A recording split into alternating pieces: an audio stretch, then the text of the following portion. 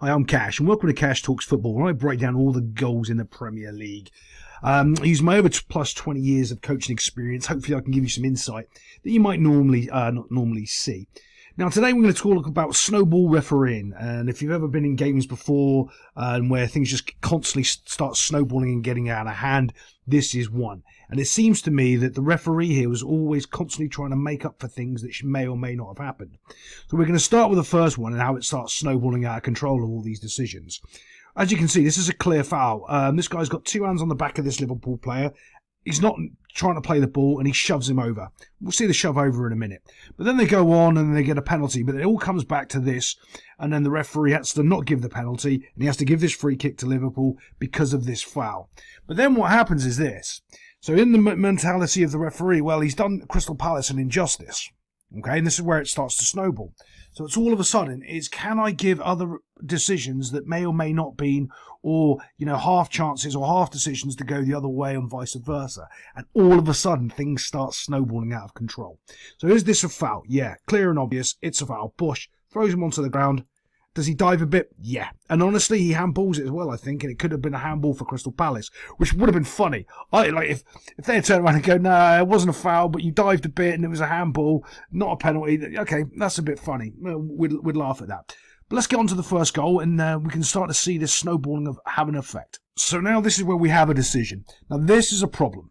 There's a massive problem with this VAR decision because it took about 3.5 minutes. I think it was in the 90th minute, not 90th. It was like it took about 3.5 minutes for this decision to happen. Where if they had stopped it and looked at it straight away, fine. But remember, the VAR said, and the reason I know this is because it was the Liverpool game with Tottenham. They said we can't stop the game and go back. Well, they did. They did stop the game and go back. They went back 3.5 minutes and said, look at this. But here's the problem. Is this a clear and obvious error? Well, after 3.5 minutes, the referee didn't think so. But VAR did think it was a clear and obvious error. And is it clear and obviously a penalty? No, not really. Is it? Can you give a penalty? Yeah, you can give a penalty for this. Look, let's watch it. He kind of clips him, but the guy plays the ball and he kind of clips him afterwards. He's never getting to the ball because it's gone away. But it's not a clear and obvious error. But if the referee gives that a penalty in real time, no one's complaining. Everyone's going, yeah, I can see that. I disagree, I can agree. Yeah, but we go, it's a weak penalty, but we give it. But so this is the problem. You've waited 3.5 minutes to come back and then give it. That's a little bit dodgy. But the problem now is the refs go in, but the other decision, and things start snowballing out of control for the referee. Everything's kind of a contentious decision. And you can honestly, if you're honest person, you can either agree or disagree with all of the decisions because they're all kind of 50-50. They're all kind of, I can see how that's a penalty. Yeah, I can see how the Liverpool fans might be mad, But it starts snowballing and snowballing. And then we'll get to the next one. Let's go again. We'll just show you kicking it in the net box because he does quite a good job. He puts it straight down the middle. It's a decent penalty. I think Alisson, pains me to say it, but he's probably one of the best keepers in the world. Clearly in the Premier League. He did an amazing save in this game. But he's absolutely world class. It's him, then Edison, and everybody else, in my opinion.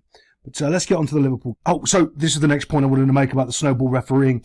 So here's the problem. Now he has to give this as a yellow card because he feels like he has to do something for Liverpool because that penalty was kind of a bit soft and weak. So what does he end up doing? Giving another soft and weak decision about this guy kicking the ball away. He walks up, kicks the ball away, and he gives him a second yellow for that. Is that a weak second yellow? Yeah. But the referee starts making all these little stupid decisions because there was one and another, and they all started snowballing out of control, and he's trying to play catch up with his sort of decision making in his head, and you can clearly see that's what he's doing. He's just lost the plot. Every little tiny decision now is a free kick or a yellow card and all over the place, when he could have just gone, you know what, the sensible thing to do was keep 11 against 11, have a word with him, and then move forward. Because the other, his first yellow card was a cheap yellow card standing in front of a free kick. So you go, all right, okay, which is more snowball refereeing, is giving silly decisions, and it keeps expanding and expanding until the point where the game's a complete disaster and it's all about the referee's calls. But hopefully we can look at a goal. Okay, so what we're looking at here is I was looking at some of the comments from the Liverpool guys and they're talking about Joe Gomez coming on and making a difference on the right-hand side instead of Trent. And he didn't really make a difference. Here's the difference. He played his position. When Trent's on this here, he'd be over here somewhere. So what actually happens when you played this guy here, he actually stayed where he's supposed to be and started passing the ball where he was supposed to. Where Trent's all over here doing all this other stuff, and so no one is over here doing this simple thing. There was a point where Trent and Mo Salah would link up all the time, and that's all they were trying to do, and they would dominate teams. Now Trent's over here trying to do link-up play and all this other stuff. It leaves Salah isolated on his own quite often, and when this guy came on, you could see a bit of a difference, and they were playing down the side quite well. But you can see this little ball has been dinked in behind here, and you can the Crystal Palace people are doing an okay job marking. When this ball comes in, you can see the flood of Liverpool players coming into the back post here to put on this overload. But also, they're losing Mo Salah here. I want you to watch the foul that appears as well.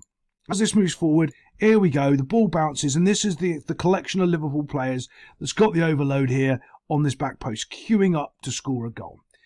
And as this goes in, he gets completely mullered. Now, Mo Salah strikes the ball and it goes into the goal, but this wee chap here gets completely mullered. That's probably a yellow card, definitely a penalty if this ball doesn't go into the back of the net. But it's still probably a yellow card. The ref just doesn't call it because all bets are off when the ball goes into the back of the net, which it does right there off a rebound, and it bounces into the little corner there.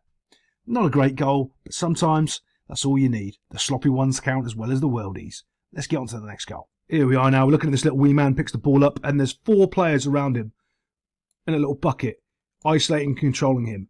But they've all got a second eye on Mo Salah. Look, this guy's thinking about the passes coming in. I'm thinking about the passes going to go there as well.